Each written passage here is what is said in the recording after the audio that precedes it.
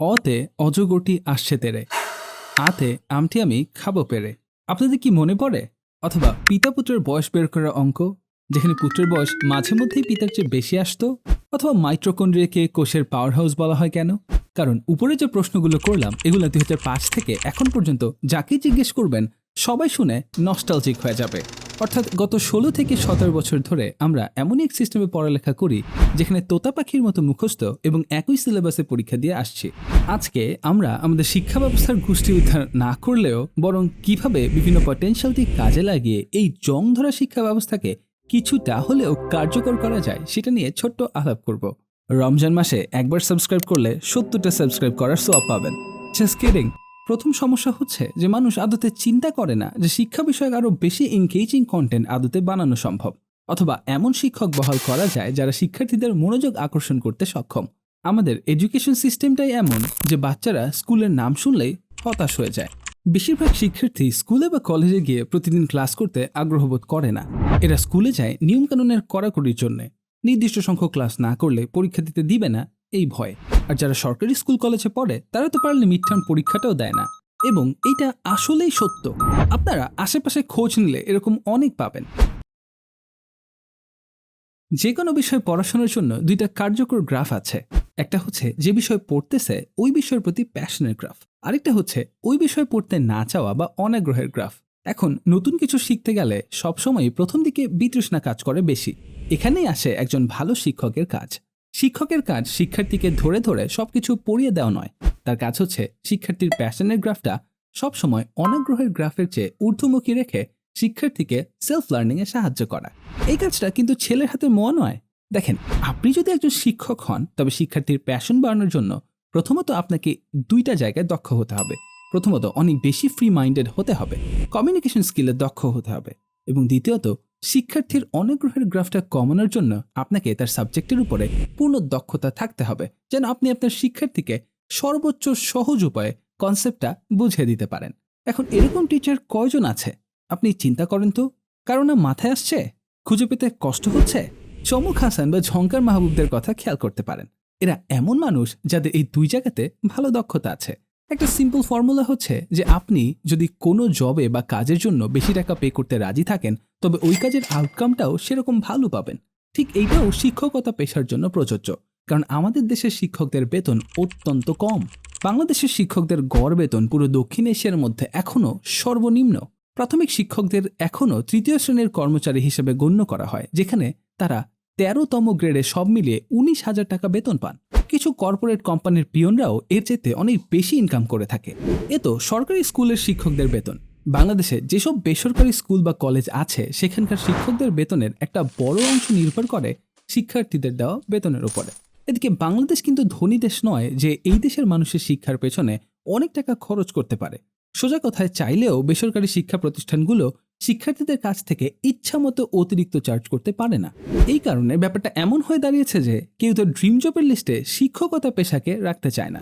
কারণ শিক্ষকতা পেশায় যে উপার্জন এত কম টাকায় বর্তমান বাজারে টিকে থাকা অনেক কঠিন। তাই বর্তমান অবস্থা এমন হয়ে দাঁড়িয়েছে যে শিক্ষকতার চাকরিটা আন্ডার কোয়ালিফাইড মানুষদের দখলে চলে যাচ্ছে। যারা ভালো সরকারি চাকরিগুলোতে নিজেদের যোগ্য মনে করে না বা চান্স পায়নি তারাই এই পেশায় ঢুকছে।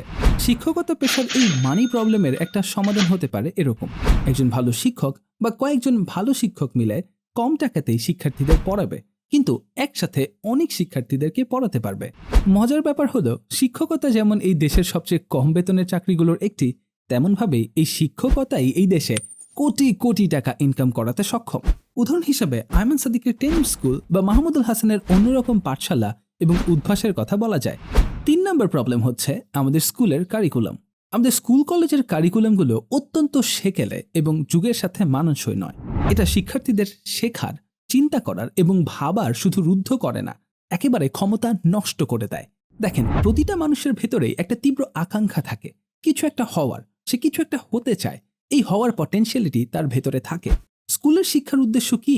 স্কুলের শিক্ষার উদ্দেশ্য হচ্ছে শিক্ষার্থীকে এই বিকামিং বা হওয়ার ক্ষেত্রে সাহায্য করা, তার ভেতরের পটেনশিয়ালিটি দেখিয়ে দেওয়া, সেদিকে যাতে সে যেতে পারে তাতে হেল্প করা। আমাদের শিক্ষা ব্যবস্থা এর পুরো বিপরীত।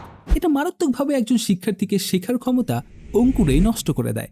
মার্ক জাকারবার্গ একবার একটা পডকাস্টে বলেছিলেন, বর্তমান দুনিয়া আগের মতো নাই। অতীতে সময়ের সাথে পাল্লা দিয়ে চলতে পারলে আপনার কোনো সমস্যা ছিল না, কিন্তু এখন দুনিয়া র্যাপিডলি চেঞ্জ হচ্ছে এবং সেটা এত দ্রুত চেঞ্জ হচ্ছে যে আমাদের ফিউচারিস্টিক চিন্তা ভাবনা করতে হবে নিজেদেরকে টিকিয়ে রাখার জন্য। মার্ক জাকারবার্গের মতকে যদি আমলে নেই তাহলে বলতেই হচ্ছে আমাদের পুরো শিক্ষা কারিকুলামে বিশাল সমস্যা আছে এবং আমাদের অবশ্যই এই পুরো কারিকুলামকে আপডেট করা উচিত যাতে শিক্ষার্থীরা বর্তমান এবং ভবিষ্যতের আসন্ন সমস্যাগুলো মোকাবেলার জন্য প্রস্তুত থাকতে পারে। যেমন বর্তমান সময়ে টেকনোলজি যেভাবে এগিয়ে যাচ্ছে তাতে একজন শিক্ষার্থীর জন্য ডেটা অ্যানালিসিস, প্রোগ্রামিং, ফাইন্যান্স এই সব বিষয়ে জানা একেবারে ফরজ হয়ে গিয়েছে। কিন্তু আইরনিটা হলো এখনও আমরা স্কুলে 17 বছরের পুরনো 2007 সালের মাইক্রোসফট ওয়ার্ড চালানো শিখি আর কলেজে খাতা কলম দিয়ে HTML কোড লিখে ওয়েবসাইট বানানো শিখি। বর্তমান কারিকুলামে আমাদের কোনো risk taking ability, financial literacy সম্পর্কে কোনো জ্ঞান দেওয়া হয় না, যা কিনা উদ্যোক্তা তৈরির মূল ভিত্তি। উল্লেখ্য যে বাংলাদেশে মোট চাকরিজীবী মাত্র 21%, আর বাকিরা হয় উদ্যোক্তা নয়তো বেকার। এই উদ্যোক্তাদের মধ্যে বেশিরভাগ হলো মুচি, কামার, চা ব্যবসায়ী ও আপনার আশেপাশে থাকা বিভিন্ন প্রকারের ক্ষুদ্র ব্যবসায়ী। আর বেকারদের মধ্যে বেশিরভাগই উচ্চশিক্ষায় ডিগ্রিধারী। অর্থাৎ শিক্ষার হার যত উপরে উঠেছে তত বেকারের সংখ্যা বৃদ্ধি পেয়েছে। বিশ্বাস না হলে আন্তর্জাতিক শ্রম সংস্থার প্রতিবেদন দেখতে পারেন। সেখানে বলা হয়েছে প্রাথমিক শিক্ষা পার করেনি এমন মানুষদের মধ্যে বেকারত্বের হার মাত্র 1.8% এবং উচ্চশিক্ষা অর্জন করেছে এমন মানুষদের মধ্যে বেকারত্বের সংখ্যা 10.7%। অর্থাৎ পড়ালেখা করলেই আপনার বেকার থাকার সম্ভাবনা অনেক বেশি। এমন না যে দেশের চাকরির অভাব তাই উচ্চশিক্ষিত ডিগ্রিধারীরা বেকার হয়ে আছে, বরং এই দেশের অনেক বড় বড় চাকরিতে বিদেশিরা বসে আছেন। এই বিদেশিদের মধ্যে শুধুমাত্র ভারতীয়রা প্রতি বছর বাংলাদেশ থেকে $6 বিলিয়ন তাদের দেশে রেমিটেন্স হিসেবে পাঠায়। এই পরিসংখ্যানটাতে স্পষ্ট যে আমাদের শিক্ষা কারিকুলাম কোনো কাজেরই না। আমাদের শিক্ষক তৈরিতেও প্রচুর গলদ আছে। অন্যান্য উন্নত দেশে শিক্ষক হতে গেলে আগে শিক্ষক হওয়ার বিশেষ প্রশিক্ষণ নিতে হয়, তারপর আপনি শিক্ষকতার চাকরির জন্য অ্যাপ্লাই করতে পারবেন। বাংলাদেশে হয় তার উল্টো ব্যাপার।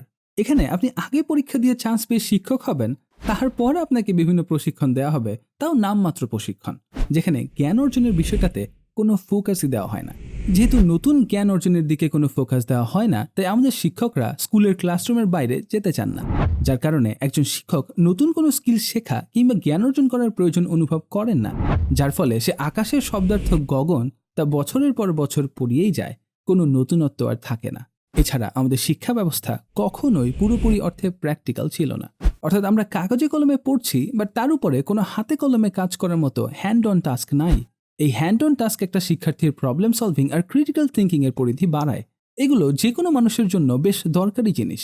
এই স্কিলগুলো একজন শিক্ষার্থীকে পরবর্তী জীবনে অনেক সুবিধা এনে দেয়। দেখেন, দুনিয়াটা কোনো খাতা কলমের পরীক্ষা নয় যেখানে প্রতিটি বিষয় মার্কিং করা থাকে আর আপনি বিগত বছরের প্রশ্ন সমাধান করে সামনে এগিয়ে যাবেন। বরং আপনাকে একেবারে সাধারণ প্রবলেম সলভিং স্কিল শিখতে হবে এবং ওই স্কিল এমন কিছু সমস্যা সমাধানে প্রয়োগ করতে হবে তা বর্তমান সময়ের সাথে রেলেভেন্ট এবং এই সমস্যাগুলো প্রতি দশকেই বদলাতে থাকে। সুতরাং শিক্ষা ব্যবস্থাটা এমন হওয়া উচিত যাতে আপনি কলেজে থেকে একটা সামগ্রিক প্রবলেম সলভিং স্কিল শিখে বের হবেন এবং আপনার আগামী জীবনে আসন্ন সমস্যাগুলো সমাধানে ওই স্কিলটাকে কাজে লাগাবেন। আর শিক্ষা প্রতিষ্ঠানের কাজ হচ্ছে আপনাকে প্রচুর সমস্যা সমাধান প্র্যাকটিস করিয়ে আপনাকে প্রবলেম সলভিংয়ে তুখোড় করে তুলবে। কিন্তু আদতেও কি তাই হয়? শিক্ষার্থীরা দেখে দেখে গদবাঁধা কিছু অ্যাসাইনমেন্ট কমপ্লিট করে, পরীক্ষায় পাশ করার জন্য মুখস্থ করে এবং এই বিষয়গুলোর উপরেই দক্ষ হোক আর না হোক কাঙ্ক্ষিত গ্রেড যাতে মিস না যায় সেটা নিশ্চিত করে, যাতে বংশের বাতি উজ্জ্বল হয় এবং পাশের বাড়ির আন্টিদের কাছে নিজের পিতামাতার প্রেস্টিজ অক্ষুণ্ণ থাকে। অথচ আমাদের স্কুল কলেজগুলোর কাজ ছিল শিক্ষার্থীদের কম্পিউটারে দক্ষ করে তোলা, ফাইন্যান্সিয়াল লিটারেসি শেখানো, মানি ম্যানেজমেন্টে দক্ষ করে তোলা, কমন সেন্স এবং এথিক্স নিয়ে পড়ানো, এসবের শিক্ষা দেওয়ার। আর বর্তমান যুগটা হচ্ছে টেকনোলজির যুগ, যেখানে আমি আপনি বাসা বাড়িতে 24 ঘন্টা কম্পিউটার অথবা মোবাইল হাতে নিয়ে বসে থাকি। সেখানে শিক্ষকরা বলছে মোবাইল নিয়ে স্কুল কলেজে প্রবেশ নিষিদ্ধ। অথচ এটা বলার চাইতে একজন শিক্ষার্থী কিভাবে এইসব ডিভাইসকে কাজে লাগিয়ে প্রোডাক্টিভিটি ও সেলফ লার্নিং এবিলিটি বাড়াতে পারে সেটা শেখানো কি বেশি গুরুত্বপূর্ণ ছিল না? আরও একটা সমস্যার কথা বলা যায় যেটা এতদিন সমস্যা ছিল না, তা হলো শিক্ষার্থীদের 9-10-এ সায়েন্স, কমার্স, আর্টসে ভাগ করে ফেলা। এমন গ্রুপ ভিত্তিক শিক্ষা একজন শিক্ষার্থীর হায়ার এডুকেশন ও ক্যারিয়ারের বাছাই করার স্বাধীনতাকে একেবারে তার শেখার প্রাইম টাইমে নির্দিষ্ট করে ফেলে। তাকে মাত্র অল্প কয়েকটা অপশন দেওয়া হয় এবং এই অপশনের বাইরে তার শেখার সম্ভাবনাকে নষ্ট করে দেয়। অনেক শিক্ষার্থীরই এই গ্রুপ নির্বাচনে বেশ সমস্যা হয়। অনেকেই বুঝে উঠতে পারে না সে কোন পার্টিকুলার সাবজেক্টে ভালো আর তার কোন গ্রুপ নেওয়া উচিত, যার ফলে সে মাঝে মধ্যেই ভুল সিদ্ধান্ত নিয়ে ফেলে। আর এই ভুল সিদ্ধান্তের মাসুল তাকে সারা জীবন ধরে দিয়ে যেতে হয়। মানে চিন্তা করেন, একটা ছেলে যে কিনা এখনো বাংলাদেশ ক্রিকেট ম্যাচ হারলে কাঁদে, তার প্রেমিকার জন্য 100 টাকার কিটক্যাট কেনার জন্য টাকা জমানো লাগে, এমনকি সে এখনো বাবার হোটেলের ভাত খায়, তার কাছে আপনি কিভাবে আশা করেন যে সে এমন একটা সিদ্ধান্ত নেবে যার উপর তার ভবিষ্যৎ ক্যারিয়ার নির্ভর করছে? তাই আমাদের উচিত শিক্ষাটা জেনারেলাইজড করে ফেলা, যেখানে স্টুডেন্টরা সব সাবজেক্ট নিয়েই পড়তে পারবে এবং ধীরে ধীরে যে যার পছন্দ অনুযায়ী একটা স্পেশালাইজড বিষয়ের দিকে ঝুঁকে যাবে। যদিও সরকার এই বছর থেকে 9-10-এর গ্রুপ ভিত্তিক পড়াশোনার বিষয়টা বাতিল করে দিয়েছে এবং আমাদের প্রত্যাশা থাকবে কলেজ লেভেলেও যেন এটা কার্যকর করা হয়। এতক্ষণ ধরে এডুকেশন সিস্টেম ফিক্স করার অনেক সমাধান খুঁজে বেড়ালেও আসল সমাধানটা কিন্তু বাকি, আর এই কাজটা করতে হবে পলিসি লেভেলে।